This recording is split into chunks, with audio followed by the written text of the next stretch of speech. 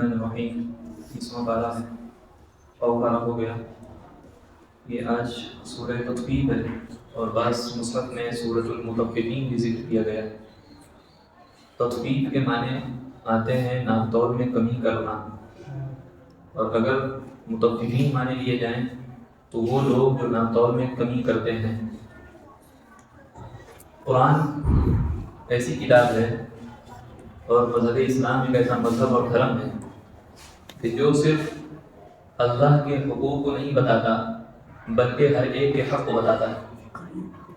جو صرف اللہ کی عبادت کرنے کا طریقہ اور اللہ کا حق ادا کرنے کا طریقہ نہیں بتاتا بلکہ سب کے حقوق کی بات کرتا ہے. جو صرف نماز، روزہ، حج، زکوٰۃ، قرآن، صدقہ کے مسائل نہیں بتاتا بلکہ پوری زندگی گزارنے کے مسائل بتاتا ہے. مذہب اسلام ایک ایسا مذہب ہے جو مکمل نظام حیات دیتا ہے. پوری دنیا میں آج تک کوئی ایسا مذہب نہیں آیا اس روئے زمین پر سوائے اسلام کے جو ہر انسان کو پوری زندگی گزارنے کا طریقہ بتا دے. اس کی ایک بہت چھوٹی سی مثال ہے آپ کو سمجھنے کے لیے کہ ہم بیت الخلاء کس طریقے سے جائیں، کیسے نکلیں، اور آخری درجے کی بات اس میں یہ ہے کہ ہم وہاں بیٹھیں کیسے. یہ بھی طریقہ قرآن اور شریعت کو بتاتی ہے، اسلام میں بتاتا ہے. کوئی ایسا مذہب؟ ہر کوئی دوسرے مذہب والے یہ سمجھتے ہیں کہ بھائی جس ضرورت کی تھی بیت الخلاء گئے اور جیسے چاہو جاؤ اور جیسے چاہو بیٹھو، جیسے چاہو آ جاؤ. لیکن نہیں، اسلام کا ایک طریقہ ہے اور پورے مکمل نظام حیات دیتا ہے پوری زندگی گزارنے کے لیے. یہ وہ چھوٹی سی مثال تھی، باقی ہر چیز میں اسلام نے طریقے بتائے ہیں، سنت طریقے وارد ہوئے ہیں. لہٰذا یہ جو قرآن ہے، قرآن میں بھی صرف نماز، روزہ، حج، زکوٰۃ کے مسائل نہیں ہیں، یا صرف توحید پر بات ہو ایسا نہیں ہے، یا صرف رسالت پر بات ہو ایسا نہیں ہے، بلکہ ہم کو اپنے معاشرے میں کیسے رہنا ہے یہ بھی بتاتا ہے. ہم کاروبار کریں گے کیسے کریں گے یہ بھی بتاتا ہے. ہم بزنس کریں گے کیسے کریں گے یہ بھی بتاتا ہے. ہمارے اخلاق کیسے ہوں گے یہ بھی بتاتا ہے. ہماری عبادتیں کیسی ہوں گی یہ بتاتا ہے. ہمارا عقیدہ کیا ہونا چاہیے یہ بتاتا ہے. ہر ایک چیز یہ قرآن ہمیں تعلیم دیتا ہے. تم کو معاشرے میں رہنا ہے، ماں باپ کا بھی تم پر حق ہے، بیوی کا بھی حق ہے، تو کیسے دونوں کو مینج کرنا ہے. رشتہ داروں کا بھی حق ہے، پڑوسیوں کو بھی حق ہے. پڑوسی اگر ہے تو 3 طرح کے پڑوسی ہیں. ایک صرف پڑوسی ہے، وہ غیر مسلم ہے، نہ رشتہ دار ہے. ایک وہ پڑوسی ہے جو پڑوسی بھی ہے، مسلمان ہے. 2 حق ہیں آپ کا. ایک وہ پڑوسی ہے جو پڑوسی کا حق رکھتا ہے اور مسلمان کا حق رکھتا ہے اور ہمارا کوئی رشتہ بھی اس سے. تو یہ اسلام پورا نظام بتا رہا ہے. تو یہ جو آج کی صورت ہے اس میں شروعات کی جو چیزیں ہیں وہ ہم کو بتاتے ہیں کہ ہم کو کیسے کاروبار کرنا ہے. کاروباری اخلاق کی تعلیم آج ہم کو ملے گی. آج اس صورت میں سورہ تطفیف میں ہمیں پتہ چلے گا کہ کس طریقے سے کاروبار کرنا ہے، کس طریقے سے ہم کو کوئی چیز خریدنی ہے یا بیچنی ہے، کس طریقے سے ہم کو جو ہے ملازمت کرنی ہے. یہ چیزیں جو ہے اس میں ذکر کی گئی ہیں، اور جو اس کے خلاف کام کرتا ہے گویا کہ ان کے لیے سخت وعید نازل ہوئی. اللہ کے رسول صلی اللہ علیہ وسلم، بعض لوگوں نے اس صورت کو کہا ہے مدنی ہے، حضرت ابن عباس رضی اللہ عنہ وغیرہ، لیکن قرآن میں جو لکھا ہے مکی صورت لکھی گئی ہے. اور جو لوگ کہتے ہیں مدنی صورت ہے وہ کہتے ہیں کہ اس کی آخری کی جو 8 آیتیں ہیں وہ مکی آیتیں ہیں، باقی جو آیتیں ہیں وہ سب مدنی ہیں اور شروعات کی خاص طور سے. لیکن کوئی بھی ہو، اصل اس کا پس منظر حضرت ابن عباس رضی اللہ عنہ نے نقل کیا ہے، ان کے ذریعے سے حدیث ملتی ہے. فرمایا کہ جب اللہ کے رسول صلی اللہ علیہ وسلم مدینہ منورہ آئے تو مدینہ منورہ میں چونکہ جو لین دین کا معاملہ ہوتا تھا، آج ہمارے یہاں تول کے ہوتا ہے، اکثر چیزیں تول کے ناپ کر کے نہیں ہوتی، لیکن وہاں ناپ کر کے کام ہوتا تھا. اکثر چیزیں ناپ کیل کا رواج تھا، ناپ کر دینا اور لینے کا رواج تھا. تو اللہ کے رسول علیہ السلام جب آئے تو ان مدینے والوں میں جو پہلے سے وہاں موجود تھے، یہودی تھے، اوس و خزرج کے لوگ تھے، تو معاملہ یہ تھا کہ یہ لوگ جب اپنا حق لیتے تھے، یعنی کوئی چیز خرید رہے ہیں، تب تو پورا لیتے تھے اور بڑی مستعدی سے، ہوشیاری سے، یعنی بہت پابند تھے. ایسا لگتا تھا کہ ان سے پڑھ کر کے کوئی عقل مند ہے ہی نہیں. کاروبار کے معاملے میں بہت اچھے ہیں، بہت ایکسپرٹ ہیں اور اچھا تجارتی ذہن رکھتے ہیں، بزنس مائنڈ رکھتے ہیں. لہٰذا جب اپنا لینے کی باری آتی تھی تو پورا لیتے تھے، لیکن جب دینے کی باری آتی تھی تو اس میں کمی کٹوتی کر لیتے تھے. لگتا تھا کچھ جانتے نہیں ہیں، ڈنڈی مان لیتے تھے، کچھ کسی طریقے سے چوری کر لیتے تھے، اس کو چوری کہتے ہیں، کسی طریقے سے اس میں سے جو ہے جب دینے کی باری آتی تھی کم کر لیتے تھے. تو اللہ کے رسول علیہ السلام نے جب یہ مزاج اور یہ ماحول وہاں کا دیکھا تو حضرت ابن عباس رضی اللہ عنہ کی ایک روایت ملتی ہے، اس میں بتایا کہ مدینہ منورہ کی سب سے پہلی آیتیں یہ ہیں، سب سے پہلی سورت یہ ہے جو یہ نازل ہوئی ویل للمطففین. اس کے بعد سے مزید مفتی شفیع صاحب عثمانی رحمۃ اللہ علیہ نے معرف القرآن میں لکھا کہ جب یہ آیتیں نازل ہوئیں تو وہاں کے لوگ ایسے سدھرے کہ آج تک کے وہاں کے لوگ ناپنے اور تولنے میں مشہور ہیں کہ یہ پورا پورا ناپتے تولتے ہیں آج تک کے. تو یہ جو ہے قرآن کی آیتیں نازل ہوئی تو اس کے بعد ان کو یہ سمجھ میں آئی. جو ایمان والے تھے وہ ڈر گئے اور جو انکار کرنے والے تھے ظاہر میں ان کا کام ہی انکار کرنا ہے تو انہوں نے نہیں مانا اور ڈٹے رہے اپنی ضد پر لگے رہے اور وہ کام اپنا کرتے رہے. پھر بعد میں آگے ان کی جو وحی نازل ہوئی وہ آگے آئے گی انشاءاللہ.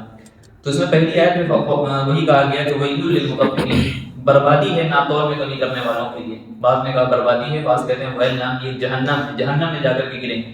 جہنم میں جائیں گے ایسے شخص جو لوگ ناپتول میں کمی کرتے ہیں. الذین اذا اکتالوا علی الناس یستوفون، یہ وہ لوگ ہیں جب لینے کی باری آتی ہے، لوگوں سے لینے کی باری آتی ہے تو پورا پورا لیتے ہیں. وَإِذَا كَالُوهُمْ أَوْ وَزَنُوهُمْ يُخْسِرُونَ، اور جب ناپ کر یا تول کر، دونوں چیزیں یہاں پہ ذکر کی گئی، اور جب ناپ کر یا تول کر دینے کی باری آتی ہے یخسرون تو اس میں سے کچھ کمی بیشی کر لیتے ہیں. یہاں پہ دونوں چیز کہی گئی، لینے کی بات بھی پوری پوری اور دینے کی بات آدھی آدھی. تو اس کا مطلب یہ نہیں ہے کہ اگر کوئی شخص پورا پورا لے رہا ہے اپنا حق تو وہ شخص برا ہو گیا. لینے والے کو برا نہیں کہا گیا، لیکن یہ بتایا گیا ہے کہ جو دے اگر لے رہے ہو پورا تو دو بھی تو پورا. لینے کی باری آتی ہے تو پورا پورا لے لیتے ہو اور جب دینے کی باری آتی ہے تو کم کر لیتے ہو. تو یہ چیز یہاں پہ بتائی گئی کہ اگر لینے کے معاملے میں تم مستعد ہو اور اپنا دماغ چلاتے ہو اور تم کو جو ہے باقاعدہ تجربہ ہے اور تم کو اس کے بارے میں نالج ہے تو لینے کے لیے تمہارے دماغ بہت تیز چلتا ہے، لیکن دینے کے معاملے میں تم ڈنڈی کیوں مارتے ہو؟ لہٰذا جو دینے میں کمی کرتا ہے ان کی یہاں پہ جو ہے مذمت کی گئی ہے، ان کو برا بھلا یہاں پہ کہا گیا اور آگے وعید آئی ہے. اب مطففین اور اس میں کالو اور وزنہم کے جو الفاظ ہیں اس میں تھوڑی سی تشریحات ہیں. عام طور سے جو لینے دینے کا رواج چاہے وہاں کا ہو چاہے یہاں کا ہو، عام طور سے جو لینے دینے کا رواج ہے وہ وزن کر کے ہوتا ہے یا ناپ کر کے ہوتا ہے، لینا دینا تول کر یا ناپ کر. لیکن اس کے علاوہ بھی ہوتا ہے گن کر، جیسے پیسے ہم لوگ گنتے ہیں اس کو عددی اور شماری لفظ میں اس کے لیے استعمال ہوتا ہے. تو عام طور سے جو لفظ استعمال ہوتا ہے اس کو یہاں کے سامنے رکھ کر کے یہ لکھا ہے کہ عام طور سے جب تول کر اور ناپ کر دینا اور لینا مشہور ہے تو اس کا مطلب یہ ہوا کہ اگر کسی نے کسی کا حق ادا کر دیا تو یہ کہا جائے گا کہ ہم نے حقدار کا پورا پورا حق ادا کر دیا. اب وہ چاہے حقدار کا حق ناپ کر کے ہو ہم نے ادا کر دیا، چاہے تول کر کے ہو ہم نے ادا کر دیا، چاہے دوسری صورتیں ہوں. ہر چیز میں ناپنا اور تولنا نہیں دیکھا جائے گا بلکہ کسی بھی طریقے سے کسی حقدار کا حق اگر نکلتا ہے میرے پہ وہ ادا کرنا پڑے گا. تو اس کا مطلب یہ نہیں ویل للمطففین جو ناپ تول والے ہیں یا جو ہے جو دکانیں کھولے ہوئے ہیں آٹا بیچنے سے انہیں کی رعایت نہیں، بلکہ کسی کا بھی حق ہم پر کسی بھی طریقے سے نکلے، پیسوں کے تعلق سے نکلے، روپے کے تعلق سے نکلے اور ہماری زمین جائیداد کے تعلق سے نکلے، اگر ہم نے کسی کے حق کو مارا ہے تو ہم مطففین میں داخل ہو جائیں اس آیت کے تحت. اور اگر کسی نے کسی کے حق کو مارا ہے وہی نام کی اس کے لیے جہنم ہے، یہ کہہ دیا جائے کہ اس کے لیے بربادی ہے ویل ہے، اس کے لیے بربادی ہے ویل ہے. ایک چیز. دوسری چیز یہ کہ جس طریقے سے بندوں کے حق ہم پر ہیں اسی طریقے سے اللہ کے بھی حق ہم پر ہیں، جس کو حقوق اللہ کہا گیا اور ایک حقوق العباد کہا گیا. اللہ کے حق کیا ہیں؟ ہم نماز پڑھنا ہے. امام مالک رحمۃ اللہ علیہ نے موطا امام مالک کتاب ہے حدیث کی، اس میں ایک حدیث اور ایک قول نقل کیا ہے حضرت عمر بن خطاب رضی اللہ عنہ کا کہ انہوں نے ایک شخص کو دیکھا جو اپنی نمازیں جلدی جلدی پڑھ رہا ہے، اس کو صحیح سے اطمینان سے ادا نہیں کر رہا، اس کو اطمینان سے رکوع سجدے نہیں کر رہا، بہت جلدی جلدی نماز پڑھ رہا تھا. اور حضرت عمر بن خطاب رضی اللہ عنہ نے شخص کو مخاطب کیا اور کہا لقد طففت، یعنی تم نے تطفیف کی، تم نے حق کو مارا ہے، اللہ کے حق کو تم نے مارا ہے. کیا کیوں مارا، کیسے مارا؟ جیسے آج ہماری نماز ہے، آج ہم بھی اپنی نمازوں کو دیکھیں چیک کریں کہیں ہم بھی تو اللہ کے حق کو نہیں مار رہے ہیں. تو وہ بھی ایسی نماز پڑھ رہا تھا کہ جلدی جلدی رکوع سجدے ادا کر رہا تھا اور مرغیوں کی طرح جو ہے ڈینگے مار رہا تھا جلدی جلدی. تو حضرت عمر بن خطاب نے کیا کہا کہ لقد طففت، تم نے جو ہے اللہ کے حق میں گویا کہ کمی کی اور تم نے جو ہے حق تلفی کی ہے، حق کو مارا ہے تم نے، اس کو پورا پورا ادا کرو. اس قول کو نقل کرنے کے بعد امام مالک رحمۃ اللہ علیہ نے آگے لکھا ہے کہ لکل شیء وفاء و تطفیف، لکل شیء وفاء و تطفیف، یعنی ہر چیز میں اس کے حق میں کمی کی جا سکتی ہے اور اس کے حق کو پورا کیا جا سکتا ہے. اب چاہے وہ نماز ہو، اس کا حق کا پورا کرنا کیا ہے کہ ہم سکون و اطمینان سے نماز پڑھیں، اس کے جو فرائض واجبات ہیں جو سنتیں ہیں اس کو سامنے رکھتے ہوئے ہم نماز پڑھیں. اگر ہم ایسا نہیں کر رہے ہیں، اس کے واجبات میں سے ایک بہت جو واجب ہے جو ہم اکثر سے چھوٹ رہا ہے، اور واجب کے چھوٹ جانے سے حال یہ ہے کہ ہماری نمازیں نہیں ہوتی جب تک کہ ہم سجدہ سہو نہ کریں. اور اگر جان بوجھ کر کے کوئی چھوڑتا ہے تو نماز اس کی ہوتی نہیں، چاہے جتنے سجدہ سہو کر لیں. اس میں کیا ہے ایک واجب تعدیل ارکان. تعدیل ارکان کا مطلب یہ کہ ہر رکن کو آسان طریقے سے اور آرام سے ادا کرنا.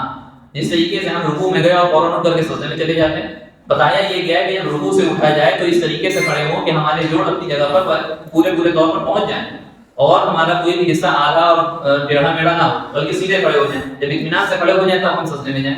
جب سجدے سے ایک سجدہ کر کے اٹھے تو ہم اطمینان سے بیٹھیں، یعنی جیسے اٹھے فوراً اپنا سر پٹک دیا وہاں پہ جا کر کے.